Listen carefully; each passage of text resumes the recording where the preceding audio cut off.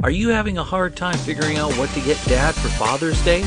Shop now at sportshistorynetwork.com/row1 and save 15% off your order when you check out Row 1 Brand's Vintage Sports Pictorium Gallery. They have America's best sports art. With over 7,200 historic sports prints, you're assured to find something unique for Dad this Father's Day. If he's an NFL buff, check out the 1963 vintage NFL helmet poster. Shop now at sportshistorynetwork.com/row1.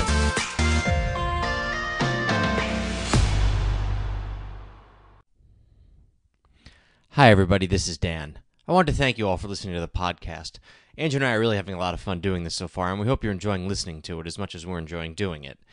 In this episode, you might notice a little bit of bad audio, especially in the last 15 minutes or so. We recorded this during some bad weather, and when we listened back to the audio, we noticed some distortions that were a little hard to fix. I really do want to apologize for the inconvenience, and thanks again for listening to Hello Old Sports on the Sports History Network. This podcast is part of the Sports History Network, your headquarters for the yesteryear of your favorite sport. You can learn more at sportshistorynetwork.com. Hello, Old Sports, and welcome to Episode 3 of the Hello Old Sports podcast on the Sports History Network. I'm Dan Newman, along with my co-host Andrew Newman, and welcome again to Episode 3 of Hello Old Sports on the Sports History Network. Last week, we gave you our all-time team for the New York Yankees, and a lot of people, when they think of baseball and when they think of New York, they think of the Yankees. But believe it or not, New York was a National League town long before it was a Yankees town, and throughout the years, they've had many teams in the National League that called New York home. In the 20th century, there have been three, those being the New York Giants, the Brooklyn Dodgers, both of whom left the New York area in 1957, and then the New York Mets, who came to town in 1962 and called Queens home ever since. Andrew, how are you today? I'm doing all right, Dan. I'm excited to get into today's episode, although I will say right at the top, this was hard for me today. Yes. Yeah. This was definitely harder than the all-time Yankee roster. I think really for two reasons for me. First of all, because being a Yankee fan, I think it was much more easy for me to just pick out players that I knew of from Yankee history. And then second of all, since it was only one team, you didn't have to do a lot of sort of weird comparisons between not only different players in different eras, but different players on different teams in different eras. Exactly. You know, you could pull up, and obviously, and also with the Yankees, they just, to take nothing away from any of the other three teams we're going to be discussing today, but the Yankees have so much history that it was, you kind of know, we talked about this last week, that when a lot of the positions, especially the starters, it's like you filled in right away. You know, you knew who you were put at first base, you knew who you were going to put at shortstop and in the outfield and things like that. With this, it's not as much of a gimme, and you also had, so not only are you spanning a whole century of three different teams, you know, obviously two of them from 1900 to 1957, and then the Mets from 62 on, although we could probably throw out those first couple Mets seasons. I don't think anybody who was prominently on either of those teams or any of those teams are going to be on this list. But, you know, at least with the Yankees, you can kind of reference all-time sort of standing, or not standings, but statistics and, you know, who's the all-time Yankees leader in this, or in even looking at some of the advanced statistics, the more modern ones. With, you know, now you're talking about three teams, and I think I mentioned last week, you also, for certain guys, have to split the atom about their careers, you know, because, okay, well, when did they move to California? So how much of, I don't think it's any secret, Willie Mays will come up later on. How much of Willie Mays's career, his first 7 years, do you factor in? Because you can't take any of the San Francisco years. So it was definitely a little more difficult. I was expecting it to be harder than the Yankees one, but it was even more difficult than I imagined. And that's all my way of sort of apologizing for the fact that I probably did not do a very good job. No, that's fine. That's why we're here, is to dive into this. And just to sort of give everybody the background, the Dodgers, while in Brooklyn, 9 pennants and 1 World Series. The Giants in New York, 15 pennants and 5 World Series. And the Mets, 5 pennants and 2 World Series championships. Are those 15 pennants, is that just the 20th century, or does that go back farther? Yes, and that's my next point. We specifically, those numbers are just for the 20th century for the Dodgers and Giants. We specifically capped this, and I think we mentioned this in the previous episode. We specifically capped this at 1900 forward.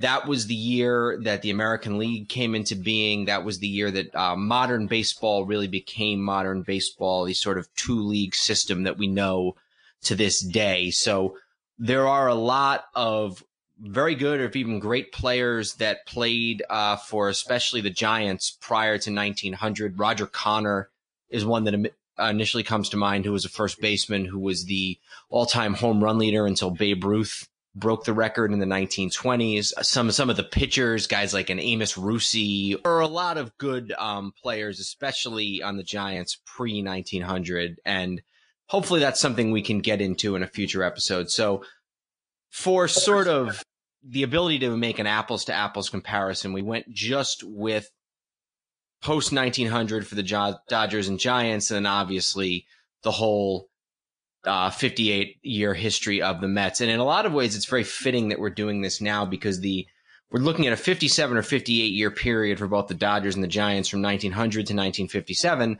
And then for the Mets, it's just about that same amount of time. They came into the National League in 1962 and obviously have played up through this day in 2020. Interesting fact for those of you who may not be as familiar, the Dodgers and Giants both left for California in 1957. The Giants were the first ones who really wanted to go because attendance at their home park at the Polo Grounds had been steadily declining throughout the 1950s.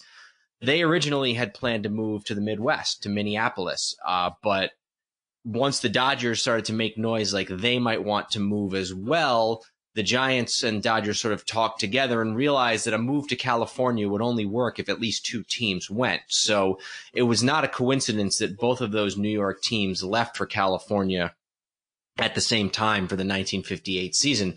The other thing that's interesting to note is that the Dodgers and Giants both in their uniforms wore the same colors that they have to this day. The Dodgers with the famous Dodger blue, and then the Giants with the orange and black. And so when the Mets were founded, they took the orange from the Giants and the blue from the Dodgers and made that into the Mets colors of orange and blue. So the legacy of both New York National League teams lives on in the New York Mets. Although it is interesting just how late the Giants landed on that. I think we always associate them with the orange and the black because that's what they wore, the last 10 years or so that they were in New York, and Willie Mays, and, the shot heard around the world, and the catch in 54. That was a late 40s thing. They had kind of bounced all around. They were blue and orange for a long time. They were. Orange and black was certainly, they wore those colors in New York, but it wasn't settled until their last 10 or 15 years in New York that they were what became the iconic New York and then San Francisco Giants colors. And this is a rivalry that really is sort of unprecedented in sports. Maybe you see a little bit, for instance, with, say, Rangers Islanders, but really when you have two teams in the same city with people who live and work together in the city, talking about their teams every day. And this isn't like Mets and Yankees where they only get together for interleague or in the World Series maybe once in a blue moon. But these are teams that played each other over 20 times a year. And for a lot of the history, especially towards the end in the 40s and 50s, both were very good. So great rivalry, something we hope to delve into probably in future episodes. But for now, they are going to call a truce and form a single team to compete with the vaunted New York Yankees. So, Andrew, are you ready to go ahead and get started on this? I am ready. And just before we do, I want to point out, because, and some people, anyone who's listening who's known me before knows that I've always had a very strong sort of affinity and interest in the Polo Grounds where the Giants played up until they left in the mid-50s, and then the Mets played their first couple of years. I actually have a picture of the Polo Grounds hanging in my kitchen. I went to the Polo Grounds, or what is the site of where the Polo Grounds is currently a housing project and a piece of a park. I went there a few years ago and took some pictures of the only thing that's left, which is a staircase. So this fictional team will be playing their home games at the Polo Grounds in my mind. Well, for the simulation, and I'd actually thought about this, I was going to have the first 2 games be played at the old Yankee Stadium, and then the middle 3, one each at the Polo Grounds, Ebbets Field, and Shea. And then if it went to game 6 and 7, I was going to have those last 2 played at the modern Yankee Stadium. So that was my plan. I guess that's fair. I put a button on it before we move on. I tend to get going and talk about sports history, as I'm sure you and a lot of people listening to it do. And I was in the city a few years ago in New York City with some friends, and then also some friends of theirs who I didn't really know. And it was the second time I had met one of my friend's roommates down in the city. And he's a nice guy, but I didn't know him very well. It was only the second time I met him, and I was talking to him, and may or may not have had a few spirits. And I got on a roll where I was starting to talk about the Polo Grounds to this person I've only met one other time. And he was being really friendly about it. He wasn't being a jerk about it, but he's like, yeah, man, you told me this last time. So I'd met this guy twice, and both times I'd started talking about a baseball stadium that hasn't existed in 60 years. Polo Grounds, incidentally, the home of the Giants, later the Mets, and then even after that, the football, or before that, the football Giants. Now, and did the Jets ever play at the Polo Grounds? They must have played their first couple of years there. Yeah, they were the Titans, but yeah, they played their first couple of years when they were in the AFL, which would have been before the Mets, I believe, because when did the Jets come in 1960, or the Titans they would have been at the time? Yes. And then and the Yankees played there too. So outside of the Dodgers, every baseball and football team who's ever called the New York metropolitan area home played at least a year or two at the Polo Grounds. Absolutely. All right, well, why don't we go ahead and get started? And I think just like last week, we'll go ahead with the catchers. And just to refresh, it's 2 players at every position, 6 outfielders, and we don't necessarily need 2 at each of the 3 outfield positions. 8 starting pitchers, 4 relief pitchers, and then 2 additional position players that are sort of the utility men to round it out at a roster of 30. Thank you again to Tom Stones, now taking the field, baseball's all-time dream teams for all 30 franchises, for providing the motivation and the framework for these rosters. I will include a link to that book as well as some of the other books that I used in preparing for this in the show notes. To start off, let's start with the catchers, and I viewed this as sort of a competition between 3 players from 3 different eras for 3 spots, and that was Mike Piazza, Roy Campanella, and Gary Carter. How did you look at it? So I thought about Carter.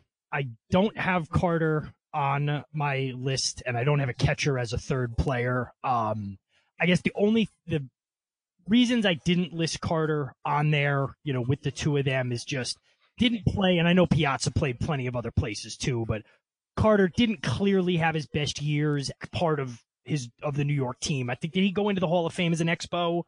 He did choose to go into the Hall of Fame as an Expo, yes. The Hall of Fame as an Expo. Again, I'm not going to make too strong of a case against Gary Carter, but it was only a Met for 5 years, 85, 86, 87, 89. Not that that's an automatic disqualification, but that was sort of why, considering the other 2 guys, I just found out, I just sort of came to the conclusion that I couldn't put him above either of those 2. And then just when we get to the sort of 2 bonus spots at the end, I couldn't, I just decided not to put him in there as a third catcher. So did you have anybody else beyond Piazza and Campanella that you thought was worth considering, or were those your 2 as well? Not really. I mean, my initial thought is like, oh, I want to make sure I'm not overlooking somebody from a really long time ago. The nice thing for the Dodgers, with an exception here and there, you don't have to consider much with the Dodgers before the 40s. So no, I really didn't come up with anybody who I thought would belong on the class of either of those 3. So no, it was really just, to me, it was Campanella and Piazza. Most home runs in a single season by a catcher. There are quite a few on the list: Johnny Bench, Javi Lopez, but Campanella with 41 in a season and Piazza with 42 different times. So definitely two of the best offensive catchers of all time. Piazza, somebody we remember from more recently, kind of was the first step in turning the Mets franchise around after the 80s when they'd been very good and won the championship. They were sort of on a decline for most of the 90s. And then in 98, they finally made the trade for Piazza and were in the playoffs in 99, went to the World Series in 2000. They did just miss the playoffs in 2001. So Piazza beloved as a figure in Mets history. Campanella is somebody who in some ways sort of gets eclipsed because he was sort of the second great black player to join the Dodgers after Jackie Robinson. He also is somebody who both the beginning and the end of his career was cut short because he obviously, like all black players, was not able to get into the league as early as he might have because of the color line, didn't get in until age 26. And then right before the Dodgers were all set to move to Los Angeles in between the 1957 and 58 seasons, he had the car accident that led to him being paralyzed for the rest of his life. You sort of have to extrapolate a little bit when it comes to Campanella, but nonetheless, this is a guy who won 3 MVP awards in 5 years, 1951, 1953, and 1955.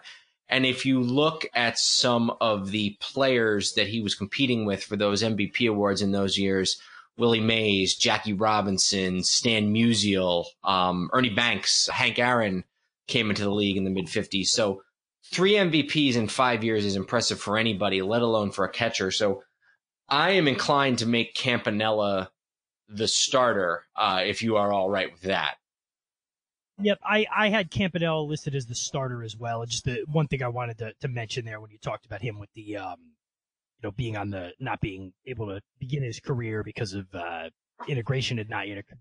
It's also one of those things where Campanella I'm assuming his father was Italian and his mother was African American, correct? Yeah, Campanella I knew one parent was black and one was white, and Campanella being a very Italian name, I think that sounds right to me. And I'm assuming it was the case with him, just like it was with a lot of Latin players, where you'll hear about guys in the 20s and 30s who were Cuban or Puerto Rican who were in Major League Baseball. And it was almost more disgusting because they would just sort of look at you and decide if your skin color was white enough to use that's certainly not something I would. I'm quoting the wording of the time. Yes, no, absolutely.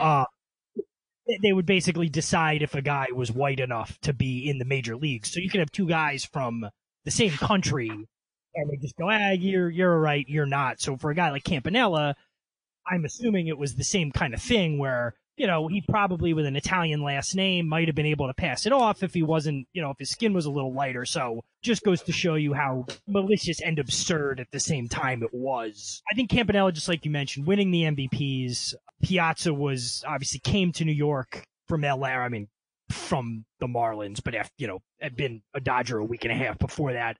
From LA, was already a high profile player. And there's a pretty short list of guys who come to New York, especially, the Mets, if we're being fair, who come to New York as big stars and not only don't diminish their star in New York, but actually become bigger stars, both in terms of on-field play and in terms of stature. And I think Piazza definitely did that with the Mets. Absolutely. All right, so we got Campanella as the starter and Mike Piazza as the second catcher. All of the positions in the infield are sort of strange, and none of them really, to me, jump out as particularly strong. Let's start with first base. And what did you have for first base? So first base, I had 2 guys. I'll give them to you in no specific order, although by saying that, I'm probably giving away that I'm going to go second and then first. But I had Keith Hernandez, obviously the Mets in the 80s Mets teams, and then I had Bill Terry from the Giants from the 20s and 30s, perennial all-star MVP level player, was on the team that won the title. Well, he was an all-star at the end of his career because there was no all-star game before that.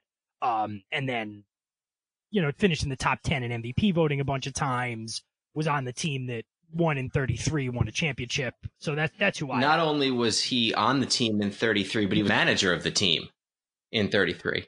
Right. So, yeah, I will definitely go with Bill Terry. I think he's probably a good starting first baseman. For first base, for the second position, I was sort of between three guys. I was between Hernandez, who you mentioned, Johnny Mize, who played for the Giants and also later went on and won a bunch of World Series with the Yankees. Johnny Mize played with the Giants, not for very long, really for only 3.5 years, but put up some crazy numbers, including in 1947, where he had 51 home runs and 138 RBIs, led the league in home runs in both 1947 and 1948, led the league in RBIs a couple years with the Giants, both in 42 and 47. So spent the beginning of his career with the Cardinals, spent the end of his career with the Yankees, but had some really good years as a Giant. I can understand wanting to leave him off. And then the other guy who I included is Gil Hodges. Now, Hodges is another one who maybe gets eclipsed a little bit because he was overshadowed by a lot of Hall of Famers that were on the Dodgers with him, Robinson, Reese, Campanella, Snyder, but a guy who made a bunch of all-star teams, a guy who won a World Series, was widely considered at the time one of the best players in the league, and it's sort of considered by a lot of people sort of a crime that he's not in the Hall of Fame, and that might be a conversation for another day. And I should point out, I do have Hodges as one of my two additional players. So I had Terry as the starter, Hernandez, and then Hodges as my third first baseman, as the two last guys on the roster. So I did. The one Hodges. thing that I think now that I think about it that maybe might tip it towards Hernandez is that he was one of, if not the best defensive first baseman of the modern era, won a ton of Gold Gloves, both with the Cardinals and with the Mets. His best years were probably with the Cardinals. That was where he won his MVP in 79, which was an MVP split with a couple other players, which was strange. You know, I think I was probably inclined to include both of them as extra players as well. Why don't we do that? Why don't we make it Terry and then Hernandez, and we'll add Hodges as an extra player as well right now. Yeah, I think with Mize, just as I'm looking at it, I mean, I know you said he played in 42 and then lost 3 years, 43, 44, 45 because of military service. And then he was a Giant for a few more years after that. But when we're talking about what we're talking about, and we didn't set down any specific criteria, but I'm kind of weighing guys who played more time and more percentage of their career. And obviously there's exceptions to that, but I look and I just think, compared to Gil Hodges and Keith Hernandez, who I know played plenty of years elsewhere, and Terry, I didn't have him quite on. Agreed. All right. Well, why don't we move on to second base? And I'd have to imagine that the consensus pick at second base is Jackie Robinson.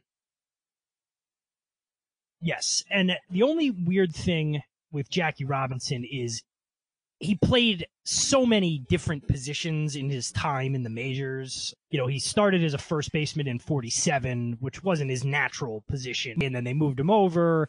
And then as he got older, he played a third base when he got older. And then he first went to the outfield in 1953 when Jim Gilliam came up. Jim Gilliam, who ended up playing many, many years with the Dodgers. He was actually on the Koufax Drysdale teams going into the mid-60s. So, yeah, Robinson moved from second base to the outfield in, I believe it was really in 53. And then a couple of years after that, when they got rid of Billy Cox, who was the regular third baseman, and Sandy Amoros came up, they moved Robinson back into the infield to third base. So Robinson made an all-star team playing the outfield, playing second base.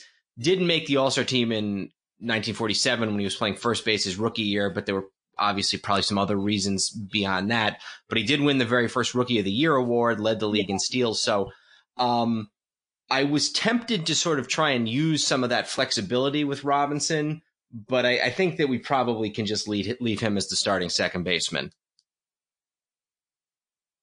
That's what I had. And then who did you have as your My second baseman was Frankie Frisch, who played for the Giants in the early 1920s.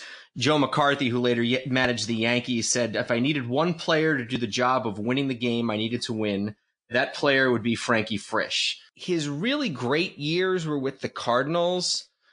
He was traded there, actually traded for another great second baseman, Rogers Hornsby, after the 1926 season. But Hornsby only spent one season with the Giants before he moved on to other teams. So Hornsby's not really a consideration here, but still put up some really good years, won a couple of World Series with the Giants in the early 1920s, led the league in runs one year, led the league in hits another. And if you think about it, there are really no great Dodger second baseman prior to Jackie Robinson, and I really cannot think of any Mets second baseman that kind of would warrant any sort of a consideration for this type of thing.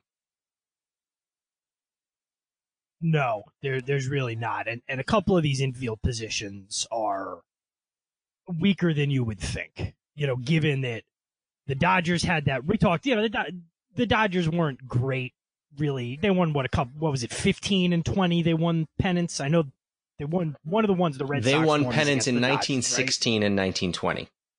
And then they really were not much to speak of at best, and at worst they were something to speak of, but none of it was positive up until the 40s, and then got good in the early 40s and were, I don't know if you can call it a dynasty because they only won the one ring, but were the best team in the National League on balance for 17 years until they moved, and the Giants had multiple good eras in that time. So you would think there would be more there, but there really, in some instances, weren't. Who did you have as your other second base? My other second baseman was Frisch. I had Robinson and Frisch. I don't think it's particularly, like you said, it really drops off a cliff after that in terms of other guys to consider. I was actually, this and the next one we're going to talk about, I was actually pretty surprised at how slim, I don't want to say slim the pickings were, but I was underwhelmed. Absolutely. The infield positions, especially second and third, are not a lot to choose from there, believe it or not. So, all right. So we went with Jackie Robinson, and we've agreed pretty much so far. We, first base, we were, a little bit different, but catcher, second, so far we've been in a little more agreement, which, like I said last week, just more makes me feel good that I don't have too many picks that are wildly out of nowhere. So you're right. Third base to me seems very weak. Third base is really the only position that doesn't even have two Hall of Famers. Now, some of these Hall of Famers at some of these positions, some of the shortstop Hall of Famers are a little bit touchy, but they may not be pure Hall of Famers as you might think of them. But at third base, you have Fred Lindstrom, who played for the Giants in the 1930s. And then other than that, there's really nobody else at third base. Lindstrom played for the Giants from 24 to 32. So got there just as they had sort of stopped winning World Series and then left the year before they won it again in 33. So never won a championship. Lindstrom is one of those Hall of Famers who maybe kind of sort of doesn't belong in the Hall of Fame and got in through the back door of the Veterans Committee. But nonetheless, he's the only regular third baseman from any team that is in the Hall of Fame. So I almost feel like maybe he gets it by default. Yeah, I had David Wright as the first baseman, or excuse me, as the third baseman. Certainly it's tough with a guy who you don't have much hindsight on his career because he really just hung it up. And then on top of that, had so many years at the end of his career where he 2015, 2016, he played less than 40 games and then didn't play at all the next year. And then in 2018 had like a token appearance just to go out, playing a couple of games rather than going out, not having played for 3 or 4 years. But, Wright, again, didn't have the longest career, but he was still a Met, even if you take the sort of few years at the end off.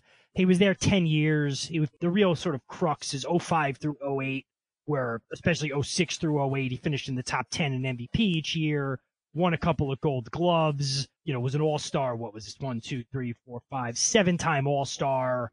Again, the career was obviously, by the time he was 32 or so, his career was pretty much over because of injuries. But I just thought he had that run. He was the lead play, he was the sort of face of that team, had those years of 30 home runs and over 100 RBIs and 1 Gold Gloves, and was sort of Mr. Met, although not as cool as actual Mr. Met. But that's why. I'm taking a look here. Career WAR of about 47 for David Wright, which is 20 points higher than what Freddie Lindstrom's career WAR is. Even if you factor in the fact that Lindstrom played a couple years at the tail end of his career with some other teams in the National League.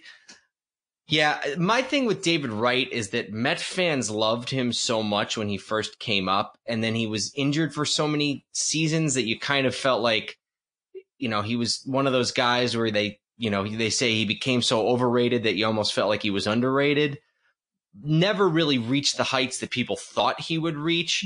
But I think for what he meant for the team, for how many years he put in, I think I'm comfortable making David Wright the starter on the team. Did you have another third baseman, or was Lindstrom your backup third baseman? I had Art Devlin. I was the Giants third baseman in the very early 20th century, sort of the Christy Mathewson era teams from 1904 to 1912. It looks like it was Art Devlin.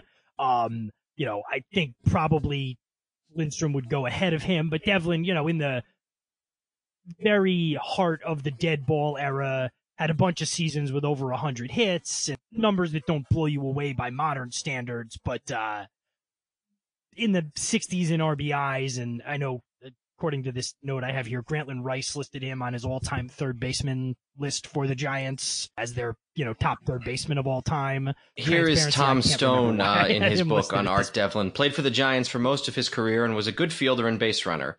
He had 266 stolen bases and a league-leading 59 in 1905, but he was a mediocre hitter, 268, with virtually no power. He hit a total of 10 home runs in 8 seasons and never even topped 23 doubles or 8 triples in a season. I think I would probably lean towards Lindstrom in this case because the offense is just a little bit better. Lindstrom led the league in hits with 231 in 1928, career batting average of 311, which is almost 50 points higher than Devlin. So why don't we go with Lindstrom? Why don't we move on shortstop here? This is another position that I thought was comparatively weak. Why don't you lead this one off? Who did you go with as your starting shortstop? I went with Travis Jackson from the Giants of the 20s. And the one thing I will say about Travis Jackson is, for being a shortstop from the 20s, he's got a remarkably current name. You wouldn't be surprised if a guy now was named Travis Jackson. His nickname was Stonewall, which it's interesting to me, putting aside whatever, Southern political reasons there were for that. Isn't that sort of a strange nickname for a guy who plays the most important defensive position on the field, Stonewall? Yeah, I think it means, I think they kind of, even aside from the Southern thing, it's also got the sort of veneer of toughness. You know what I mean? I think, he's as sturdy as a stone wall. Realistically, I'm sure it was just because I'm assuming Travis Jackson was from the South, but you could at least see why. Yeah, I'm sure that's why Stonewall Jackson was named that originally. Stonewall Jackson on here because his defense was suspect. Fair enough. Well, that's why his name was Stonewall, was because I was thinking just because his last name was Jackson. Yeah, okay, I get it now. It's like how anybody back then, if you look at all-time tallest baseball players, if you go to Baseball Reference and sort it by tallest players, the first 6 of them are all called Slim something. They weren't very creative with nicknames back in those days. Jackson was a Hall of Famer. Arkansas, made it in through the Veterans Committee in 1982, so he still, I think, probably gets in during that Ted Williams dominated period where maybe they were electing some guys who weren't quite as deserving as those who got in either era. Never really led the league in any category. Won a World Series with the team in 1933. So a good player. I had actually gone with Pee Wee Reese as my starting shortstop. Now, I think that sometimes Pee Wee Reese maybe gets a little bit overrated because he's so well known for his friendship with Jackie Robinson. So maybe he gets a little bit overrated on the field. And he actually got in through the Veterans Committee in '84. So right around the same time that Travis Jackson did. But Reese did have some years where he put up some relatively decent numbers, led the league in runs in 1949. I'm just sort of looking at some of these statistics. Reese's all-time batting average was .269. Jackson's higher at .291. 46, finished 6th in MVP, 47, 8th, 48, 6th, 49, 5th. So I had some really good years in the late 40s, as far as being one of the top players in the league. I think I'm inclined to go with Reese here, if that's all right with you, just because more famous historically, not that that means everything, and also the fact that way we can preserve a Brooklyn middle infield double play combination of Robinson and Reese. All right, so just to go over the infield real quick, catcher Campanella with the backup of Mike Piazza. First baseman is Ralph Terry, and the backup is Keith Hernandez, but we also included Gil Hodges. Jackie Robinson's the starting second baseman. Frankie Frisch from the New York Giants of the 20s is the backup second baseman. David Wright is the starting third baseman, and Fred Lindstrom is his backup.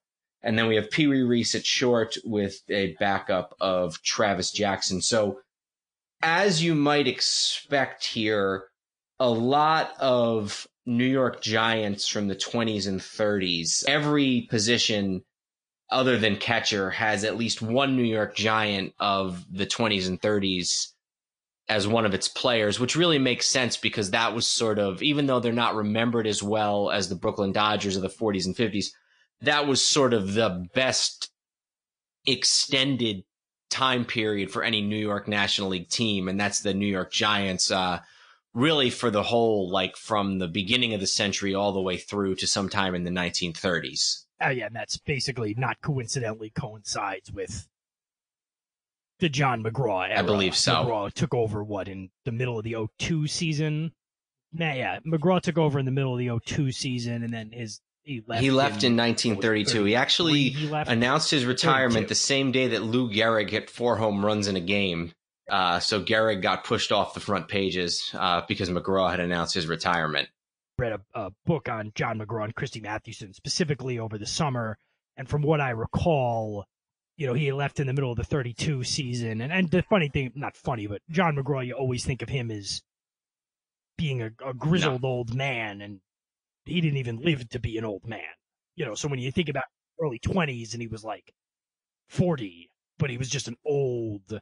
In the book I read, is like he was 42, whatever year they were talking about. They said he was 42, but he was an old 42. All right, so let's move on to the outfield. And the first thing that I was going to say was that in putting together my list, I was fully prepared to make the sort of contrarian argument that maybe Willie Mays should not be on this team, or maybe that he should not even, maybe just that he should not be a starter, because he really only had 4 full years as a New York Giant. So he came into the league in 1951, joined the team, and that was his first year in the majors.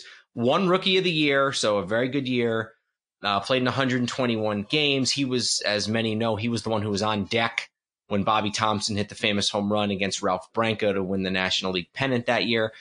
The Willie Mays was on deck thing goes in the Hall of Fame of, that's a thing that people love to tell you, like, nobody knows that Willie Mays was on deck. And it's like, if you know sports and all I'm saying is it's not as obscure as there are those kinds of things in sports. Like a more recent example is that Cowboys game, the Giant Cowboy game 5 or 6 years ago, where Odell Beckham made that crazy catch.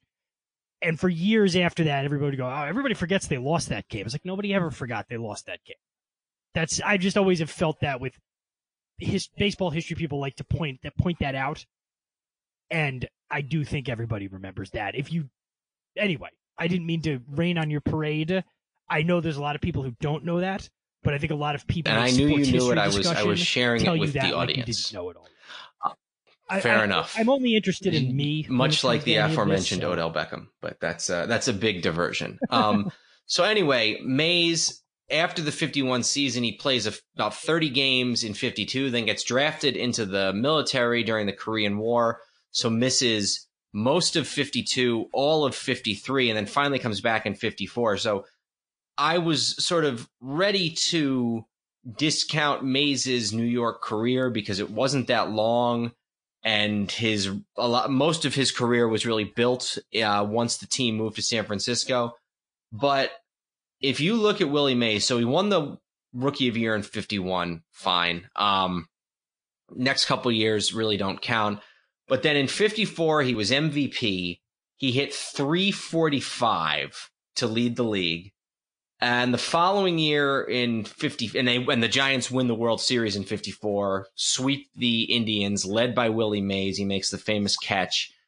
1955, he leads the league in triples with 13 and in home runs with 51. And then 56, he leads the league in steals with 40. Leads the league in steals and triples in 1957, and he's also leading the league in slugging, in OPS. So really just doing incredibly. And if you look at his WAR, 10.5, 9.1, 7.6, 8.3. So while perhaps his tenure in New York gets slightly overrated, given how short it was, when I looked at the competition and when I looked at the numbers again, and when you consider the fact that he led the team to really its only World Series victory in something like a 75-year period in 1954. Longer than that. 33 to 2010. So yeah, I guess it would have been. I'm going to go with Willie Mays, and I think if you're on board, I'm going to make him the starting center fielder. Yep, and I kind of went into that the same way you did. Because I was like, I don't want to do the thing where I just put the biggest name in there because, I know he was a rookie in 51 and he missed basically 2 full seasons. And then by 58, they were gone. Obviously, whatever he did as a mess isn't really going to tip the scales one way or another. But then I did what you did and I looked at really that 4-year period from 54 to 57 where, you mentioned some of the stats. Look at OPS above 1. 4 of those 5 years, or excuse me, 3 of those 4 years, except for 56, and it was, 9.926 in 56. So just some monster years there. 55 was probably the best year he had, in addition to all of those moments in 54, which, you don't want to overrate those, but you also don't want to discount those. He made, whether it's the greatest catch of all time or it's just the most iconic catch of all time in Game 1 of the 54 World Series, it's still one of those things. Led them to their only championship between the 30s and 10 years ago. So yeah, I kind of went into it with the same mindset as you. Was like, I'm going to cut through the noise and not just give it to him because he's the biggest name. And then obviously, from a statistical point of view, his time with the Mets doesn't matter as much, but the fact that it was such a big deal to bring him back, and that Met fans loved that so much in 1973 on their World Series team, I think shows you just how important he was to the city of New York. The 1973 Mets, a very interesting team in that the 2 most prominent figures, I guess 2 of the 3, because you could count Tom Seaver too, were the legend Willie Mays and the catcher, the manager Yogi Berra, the former catcher for the Yankees. So that 1973 Mets team, which almost won the World Series, was a team that featured 2 players who attained their legend status with 2 other New York teams. After Willie Mays, to me, there's sort of one other real no-brainer as far as who should be the second person on this team, and it's somebody who's not necessarily not nearly as well known as Willie Mays, but who was your second outfielder? Because I'm guessing it was the same person for me. So I didn't necessarily list them 1, 2, 3. I just kind of listed 3 starting outfielders by position. So I'll name one of the other 2 that I had in the starting out. Mel Ott as one of my guys. I have him listed here as the right fielder. Was that okay? So Mel Ott obviously spent most of his career, I guess all of his career with the New York Giants from 26 to 47. So kind of between, I mean, obviously he was on the team that won in 33. Kind of other than that, between the two eras, you had the early 20s era where they played the Yankees 3 straight times in the World Series, and then the early 50s, right before they moved to San Francisco with the, the rivalry with the Dodgers and everything. But Ott was Hall of Famer, he's hit more home runs in his home ballpark than any player in Major League history. Mel Ott at the Polo Grounds. Just I'm trying to pull up some of his home run numbers here in the late 20s and early 30s. Over 30 home runs pretty much every single year. Finished towards the top in MVP voting every year. You can obviously fill in more than I have, but I 258 feet to right field in the Polo Grounds for the left-handed hitting Mel Ott. So sort of the perfect mix of ballpark and player. But this is a guy, never won an MVP award, ironically, never finished higher than third, but led the league in home runs several times, won a World Series, universally beloved, leads the Giants franchise all time in runs batted in, actually has one more RBI total career as a Giant than Willie Mays does. Started his career in 1926 at the age of 17 and didn't end it until 1947 at the age of 38. And Leo Durocher, who I guess did not manage Ott with the Giants, but competed against him in the National League for many years, said, "I never knew a baseball player who was so universally loved. Why, even when he was playing against the Dodgers at Ebbets Field, he would be cheered." So loved by his teammates, loved by the fans, loved by John McGraw, and really is one of the all-time great players. And one more little factoid about Mel Ott. He shows up as a crossword puzzle clue at least once every couple of weeks, because I think the configuration of letters in his name, the OTT, makes that name a very popular crossword puzzle clue. So we've got Mays, we've got Mel Ott, we've got two Giants. Who is your third starting outfielder? Who's your left fielder? I went with Zach Wheat from the early 20th century Dodgers. Before when I talked about the Dodgers, I said with one or two exceptions, you don't have to really think too much about the Dodgers prior to the early 40s. Zach Wheat is one of the exceptions. He played outside of his last season where he went to the Athletics, played his whole career with the Dodgers, largely on mediocre to bad teams with one or two exceptions. Played a good amount of his career, pretty much his whole 20s in the dead ball era, but was still one of the leading hitters of the time, batted over 300 from 1912 until 1918, or really till really his whole career with one or two exceptions. And then when you kind of look at the jump in his numbers, he was a 320-ish or 312 hitter in the dead ball era. And then as soon as the live ball comes up, he wasn't a power hitter, but all of a sudden you see his batting average jump up to 375 a couple of times, 359 a couple of times. So really just a 20-year career, the best player on largely bad teams most of that time, played, almost every day for a lot of those years and got a bunch of hits. And I think also the impressive that he was able to sort of span the gap of both eras. Because there were guys, who, obviously guys like Cobb were the exception, but there were guys who, when the game changed in the early 20s, were just left behind because they were equipped for a certain era, and then when the game changed as drastically as it did, they were done. I was with you. I went with Zach Wheat in addition to Mays and Ott as the starting outfielders. And I got to be honest, that's a pretty damn good outfield. After we were talking a little bit about some of these second basemen and shortstops aren't as good, Zach Wheat, Willie Mays, and Mel Ott. It's no Babe Ruth, Mickey Mantle, and Joe DiMaggio, but that's still a pretty damn good outfield, and it's three pretty distinct eras, although obviously all the early part of the 20th century for the most part, pre-1960. I guess the next place we would want to go would be to the backup center fielder, and I went with Duke Snider.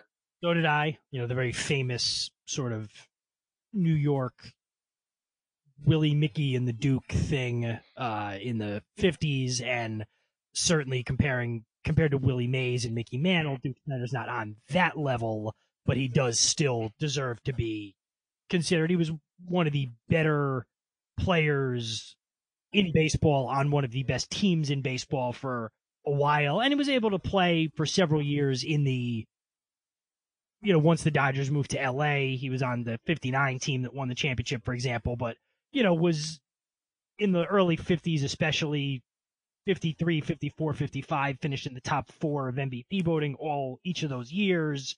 Obviously, center field always going to be the sort of linchpin of most teams from a lineup everyday standpoint.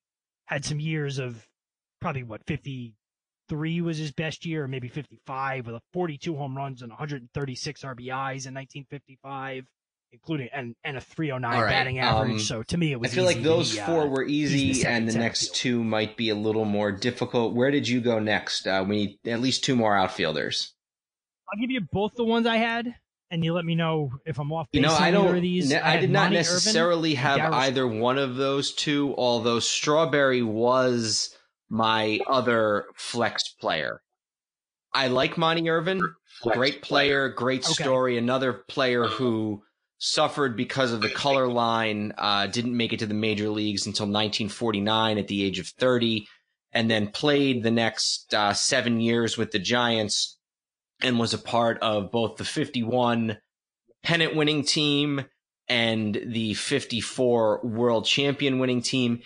His best year was probably 51, where he had 121 RBIs and 24 home runs. Only made 1 All-Star team in 1952, but 51 definitely his best year. So I really I couldn't go there with Irvin, and we'll do Strawberry, I guess, in a couple of minutes. The 2 guys that I had were 2 guys from very different eras. I had Carlos Beltran. Beltran is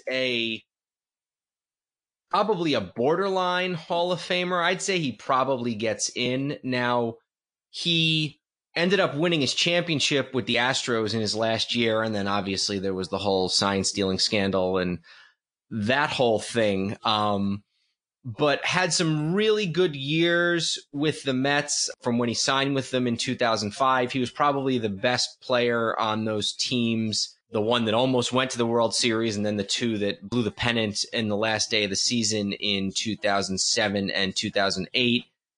Sort of the leader of those teams. Gold Gloves in center field, All-Stars, not a lot of blank ink, not a lot of league leaderships, but I think a very, very good player for the Mets, probably had his best years with the Mets, and somebody who is a borderline Hall of Famer. And then my second guy, going way back, was a guy by the name of Ross Youngs, who played with the Giants for his entire career. He had a 10-year career. Another one of these guys who's in the Hall of Fame, probably doesn't deserve to be. Didn't get in until the 1972 Veterans Committee ballot, but a guy who was a solid player, won a couple of titles with the Giants in 1922 and 1923. So now, did you have an outfielder as your other utility player, or did you have somewhere else that you went with that? Well, I did have an outfielder as my other utility player, but it wasn't anybody you mentioned. I wanted to circle back to Beltran real quick. His numbers, his time as a Met were impressive. Any sort of trepidation that his most famous moment as a Met was going down looking with his bat on his shoulder, the Cardinals? Who was your other guy? Because I feel like now we've got to sort of find 2 spots among these guys. I had High Pockets Kelly on there, and in general, obviously he was a good player, and I'm pulling up his numbers now, but I would be lying if I didn't say I was partial to his nickname. But he did have a good 7-8 years with the Giants. He was actually a Giant in 1915 and 16 and 17. He left for a while and then came back and then missed a year, I'm assuming, due to military service for World War I. Had some good years at the plate, again, during the dead ball era. But if you look at some of the numbers in the early 20s, over 100 RBIs 4 years in a row, 136 RBIs in 1924, 324 average, 328 in 1922. I guess the reason I was a little, and then in the late 20s was in the top, 4 or 5 for MVP. And some of those MVPs, it gets a little dicey because when do you consider it the modern era MVP? It kind of started in the early 20s. Yeah, and I think that was the same way for the National League in that time period, the early 20s. Could only win it once for a while. And also when you see sometimes they go, a guy won an MVP in 1913, that wasn't like that wasn't the modern award, so it's a little bit different. But, I thought he at least belongs in the discussion. Had some really good years, was one of the better players on championship teams for the Giants in the 20s. So I had him in addition to Irvin and Strawberry. The one of the ones I had, because we're kind of divergent here in the outfield, the one I would actually sort of make a strong case for more than anybody else is Darryl Strawberry, because I think he sort of gets him and Gooden especially. You kind of think of think about how much better they could have been. And then, of course, Strawberry leaving in 91 to go to the Dodgers, but he had an 8-year career, basically, or an 8-year run, basically his whole 20s with the Mets, won the championship in 86. 88 was by far his best year as a Met, and really the best year of his career. He was never a high average hitter, only hit 269 that year, but also had 39 home runs, over 100 RBIs. I guess 90 was pretty good too, even though the Mets had started to go downhill. So, I just thought being the best sort of everyday player on those teams, or at least in the conversation, I would agree. And kind of warranted in the 80s, they thought he was the next Ted Williams. That didn't pan out, but anybody who was that good, I think, belongs. And his inclusion on the team is fitting because he is one of the few guys who played for all 4 of the one-time New York teams, the Yankees, Giants, Dodgers, and Mets. In fact, those were the only 4 teams he played on in his career. So we've got Mays, we've got Ott, we've got Snyder, we've got Wheat. Why don't we go with Strawberry? And in reviewing High Pockets Kelly, I think you've kind of won me over on him. Now, the thing about Kelly is he was a first baseman for a decent chunk of his career, but if we make him the flex position, then we've got no problem there because he can be either a first baseman or an outfielder. So we're really sort of between Beltran, Ross Youngs, and Monty Irvin. I'm inclined to Beltran just based on longevity and his time with the team. Did you have a strong case for somebody else? No, I don't think I do. I think Beltran is, I guess my initial thought about Beltran as well, he played for so many teams, but you're right. When you look, he had his best years as a Met, and they were great years, and the team was good, and, he was the best position player on those teams. Do you want to do what we did last week and sort of end with the starting pitchers and do the bullpen first? I think that's the way to go. And again, like we mentioned last week with the Yankees, obviously relief pitching is something that in its modern understanding really doesn't begin much before the 70s, but there were relievers before that. It was obviously starters went much deeper into games, if not completing them, and most guys that were in the bullpen wanted to be starters, so relievers of anything, relievers are going to skew more towards current guys. Why don't you give me your Mets first? Tell me everybody you had that was a Met. All right, I have 3 Mets. Wow. So I had John Franco. I had Franco. I think we can agree that Franco belongs on the team because he was a guy who pitched a lot of years for the Mets. He was not very good sometimes with the Mets, but he was their closer for a long time. He led the league in saves a few times with the Mets. He made a couple of all-star teams. I feel like you can't have an all-time New York bullpen without John Franco.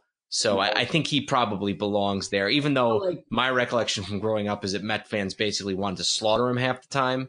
So I think I'm comfortable with including Franco. The other Met that I had was Armando Benitez, who was known as a closer who was really good and threw really hard on a day in and day out basis, but then was just infuriating when he tried to close a big game. So those were my two Mets, Benitez and Franco. Who was your other one? I had Hoyt Wilhelm as my other one. A guy who, very famous knuckleballer. If you've seen the movie 61 when he was on the Orioles, not that it's a totally accurate representation, but he's the one they brought in the game where Maris could hit the home run without the quote-unquote asterisk, where they brought him in even though the Orioles were losing to try and get him out so that he wouldn't hit the home run. But before that, early in his career, he was on the New York Giants from 52 to 56, so right before they moved. And again, at a time when relief pitching wasn't super prevalent, he, in 1952, for example, he won 15 games as a relief pitcher. He did not start a game any of those years with the Giants. Appeared in 71 games, went 15-3 with a 2.43 ERA. The next year, he was almost as good. He appeared in 68 games with a 3.04 ERA. Year after that, when they won the championship, he won another 12 games, appearing in 57 with a 2.10 ERA. Just really sort of out of another era. Even the era he was in, it was not common to have a guy pitch in. Think about an era where starters finished every game they could. In 1952, finished fourth in the MVP voting the Giants games and won 15 a rookie games relief pitcher in 1952. So we were in a lot of trouble. The other two that I had were Benitez, who I mentioned, and then Clem Labine, who was the top relief pitcher on the Boys of Summer Dodgers teams of the 1950s. Couple of all-star games. Nothing overly impressive about Clem Labine, but I thought he would be a good representative of those Dodger teams. Why don't you sort of briefly talk about your case for both McDowell and McGraw? I'm sorry, Orozco and McGraw, not Roger McDowell. Go ahead. Well, it was Orozco and McGraw. Mm-hmm. For the record, I had Labine as a starter, but I have an arrow drawn to reliever. I had him as my starter because I couldn't come up with anybody. I was like, he was kind of a reliever too, so I'll list him as a starter, and then I have an arrow over to being able to do both. Kind of like we did with High Pockets Kelly, where we said, well, if we leave him as the one of the last position players, we can count him as multiple things. So with Tug McGraw, so he was a Met 65, 66, 67, kind of as he was coming up, and then really from 69 to 74 before he went to the Phillies and then won another championship with the Phillies. But, had a lot of years here where, again, almost never, you made a few starts, especially in the 60s, but like in 1969, for example, he appeared in 42 games, only started 4 of them, had saves not being a real metric back then. Most of that's retroactive, but I look at a couple of these years. 69, he finished 26 games, only got 12 saves, because again, the metric wasn't something that was counted really back then. 26 games finished, 2.24 ERA. 71, he had 34 games finished with a 1.7 ERA. 72, he was an all-star, exact same ERA, 1.7. That year he finished 47 games. 73, the numbers up significantly, but that was also the year that they kind of rode him towards the end to winning that pennant. 46 games finished. So I think just being a guy who finished so many games and had such a good ERA, the save numbers obviously aren't comparable to what you would see today, but hard to argue he wasn't one of the best relief pitchers in baseball at that time, and certainly the Mets' top reliever in what was one of, if not the most, prolific era of Mets baseball. And as for Orozco, again, Orozco played for so many different teams, but he started his career with the Mets. Really, his first full year was 82, pitched a little in 82. He appeared in 54 games, actually started 2 games, that was the end of that for the rest of his career. Yeah, never 79 started and 81, again. but yeah, it was an all-star in 83 and 84. Finished in 83, he finished third in Cy Young voting and 17th in MVP voting as a relief pitcher. The save numbers were, pull up the exact save numbers. Baseball Reference is giving me an annoying Sherwin-Williams ad every time I pull a new page up, so it's unuser-friendly. But, save numbers only in the teens for most years, except for 84 when it was 31. But again, you look at games finished, and most of those years it was in the 40s and 50s. And from 82 to 86, he had a run there, really 86, because 87 was his last year with the Mets, where his ERA never rose above 2.7, basically, including 83 when it was 1.47. 86, the championship year, when it was 2.33, and he finished 40 games, so a quarter of their games. So again, you think of Jesse Orosco and you think of, a guy who was around forever and pitched for a million teams, but really started out, and when he was in the era that most baseball players have their whole career, was when he was as a Met. And if you had Labine as one of your starters, I think that Labine would fit well in the bullpen, and then we'll add Tug McGraw as well. All right, so our bullpen: John Franco, Clem Labine, Hoyt Wilhelm, and Tug McGraw. Let's go through the starting pitchers, and just like we did in the previous episode, why don't you sort of tick through your 8, and I will tell you yay or nay, because obviously there are going to be a few that were very much no-brainers. Absolutely. Right, I'm sorry. So I'll start at the top. Christy Mathewson, yes, certainly. So when we get down to that, I'll mention one of, if not the best right-handed pitcher in history. It's either him or Walter Johnson. An all-time legend, no question about Christy Mathewson. Absolutely the best pitcher in Mets history, the best player in Mets history. Tom Seaver was leader of the '69 championship team, beloved in New York, recently passed away, unfortunately, but when you think of I think prior to Jeter and Rivera, Tom Seaver had the highest percentage of votes for a Hall of Famer getting in on the writer's ballot. So an all-time legend, Tom Seaver, absolutely. Carl Hubbell? Yes. He was my third one as well. Another all-time legend, a pitcher for the Giants in the 20s and 30s, pitched his whole career with the Giants from 28 to 43, led the league in wins several times, led the league in ERA several times, 2 MVPs as a pitcher in the 1930s, and by that point it was the modern incarnation of the MVP award. Carl Hubbell is somebody who had one of the great moments in All-Star Game history where he struck out Babe Ruth, Lou Gehrig, Jimmy Fox, Al Simmons, and Joe Cronin. 5 all-time greats, 5 Hall of Famers. He struck them all out in a row. Probably the best pitcher, other than Mathewson, in New York Giants history. So Carl Hubbell, yes, definitely have him on the list. This one I had was Dazzy Vance. Absolutely. He and Zach Wheat are the only other Brooklyn Dodgers teams that were any good prior to the Boys of Summer era, and that was in 1916 and 1920 when they made the World Series and lost both years. A guy who got sort of a late start in his career. He pitched a couple games in 1915 and then again in 1918 for the Pirates and later the Yankees, but really didn't catch on with the Dodgers until 1922 when he was over 30 years old. So you're talking about a guy who started his career after the age of 30, but still managed to make the Hall of Fame as a pitcher with the Dodgers. And I just have a quote here.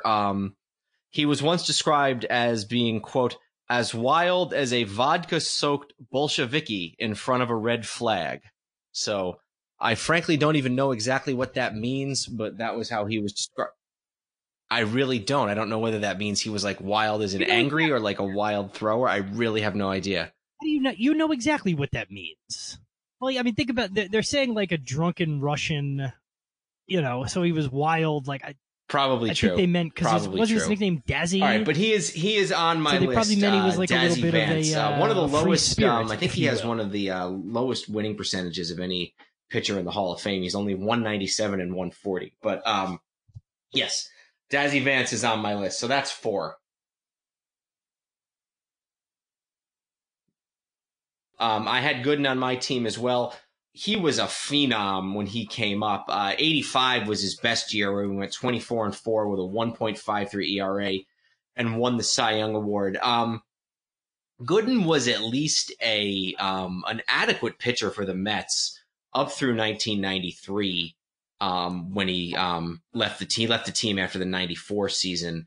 Did some good things. He was a solid pitcher, won 19 games in 1990, so his career was not the total flameout that you might think of it. Won 194 games, which we were just talking about Dazzy Vance getting in the Hall of Fame with 190.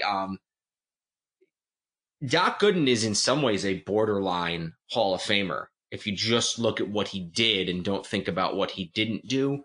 So absolutely, Doc Gooden is on my list. So that's 5. All right. And then I mentioned I have Labine 8th. So my last 2 guys, I have one guy who's still active. I believe that's the only one anywhere on this list. I have Jacob deGrom on the list. And then my 7th one, and again, Labine was my 8th. Jacob deGrom and then Joe McGinnity.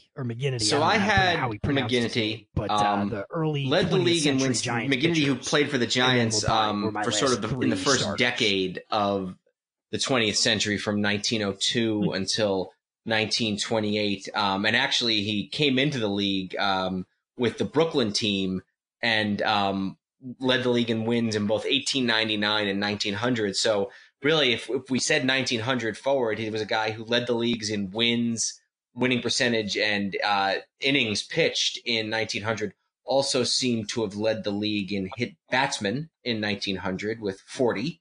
But nonetheless, a guy who in New York led the league in wins 4 times, led the league in ERA in 1904 with a 1.61 ERA. So 44 complete games in 1903. He was sort of the second part of the 1-2 punch with Mathewson in the 1900s, in the first decade of the 1900s. So absolutely a Hall of Famer, Joe McGinnity, certainly a deserving Hall of Famer, and based, I'm sure, on some of the stats I just listed, his nickname was Iron Man because he was a guy who pitched a lot of complete games, pitched a lot of innings, and was somebody you could count on your team. So I'm with you on Joe McGinnity. That's 6. I had not included deGrom, but I think that maybe to provide just a little bit of modern flavor, and also the fact that he won 2 Cy Young Awards in a row, and is the one pitcher from that great Mets cadre of Harvey, Syndergaard, even Zach Wheeler. He's the one guy who's emerged and has really been somebody who's lived up to the hype. So I will give you deGrom as well. So that brings us to 7. You had listed Clem Labine, but we already took care of him down below.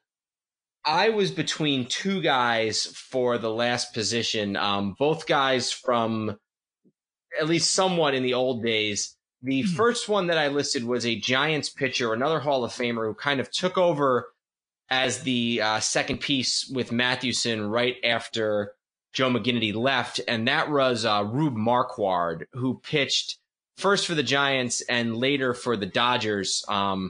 In the Hall of Fame, again, another guy who got into the Hall of Fame from the Veterans Committee in the early 1970s, who maybe doesn't deserve to be, but a Hall of Famer nonetheless. A couple of seasons leading the league in wins. He got to be one of the few guys who has led the league in both wins and losses, not in the same year, but he won 26 games in 1912 to lead the National League, and then in 1918 with Brooklyn, he lost 18 games to lead the league in losses. So he was my first choice. He signed his first contract with the Giants for a salary of $11,000, and he then became known as the $11,000 Beauty. And then when he struggled in his first couple years with the team, they later referred to him as the $11,000 Lemon. So that's Marquard. And then the other one I had, who I think I'm going to go with, yet again, sort of showing my affinity for these boys of summer Dodgers. The other one that I had was Don Newcombe. Now, two things about Newcombe that are worth noting, one of which is something that you can blame him for, one of which is something that you cannot. Newcombe may have suffered a bit from the color line. Now, he came into the league in 1949 at the age of 23. So unlike Jackie Robinson or Monty Irvin or some of these other players, it's hard to argue that he missed too many young seasons because of the color line. Now, he also missed 52 and 53 for military service. So if you kind of factor in, he missed maybe a year or two because of segregation, and then he missed maybe a year or two because of military service, or he didn't maybe miss a year or two because of military service. He missed 2 years because of military service. But a guy who led the league in 1956 at the age of 30. This was a guy who had a 27-7 win-loss record, led the league in wins, led the league in winning percentage, won the Cy Young Award, which I believe that may have been the very first Cy Young Award in 1956. And that was during a time period when there was only one Cy Young Award for both leagues. And in addition to winning the Cy Young Award, and I just looked it up, that's correct, the very first Cy Young Award winner in 1956 when it was for both leagues, and only one winner for both leagues, and then also was named MVP that year. Somebody who some people say could be a borderline Hall of Famer. Now, he was terrible in the postseason, and in the postseason in those days, that meant pitching in the World Series against the Yankees. 0-4 on his career. In 1949, in Game 1 of the World Series, he matched up against the Yankees, and Tommy Henrich hit a walk-off home run against him to win the game 1-0 for the Yankees, and he never really had another good game in the World Series again. And in 1956, he was absolutely horrible. He started Game 7 for the Dodgers and was out of the game in like the first or second inning. But a really good player when he was on the field, and the reasons why he was not on the field were in large part not his own fault and not his own doing. Another interesting thing about Newcombe was that he was such a good hitter that the team would sometimes use him as a pinch hitter on his off days. And in fact, he hit 7 home runs in 1955 for the Dodgers and had an average of 359 in over 100 plate appearances. So I would like to select, with your permission, I would like to make Don Newcombe the last pitcher on our team.